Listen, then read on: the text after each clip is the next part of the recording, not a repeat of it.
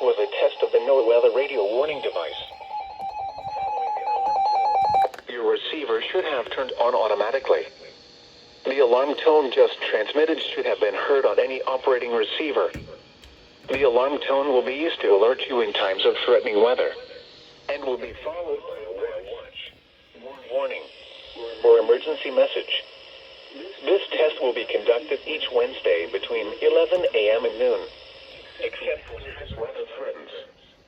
The test will then be postponed until the first fair weather day. Once again, this has been a test of the NOAA weather radio warning device. We will now return to normal programming.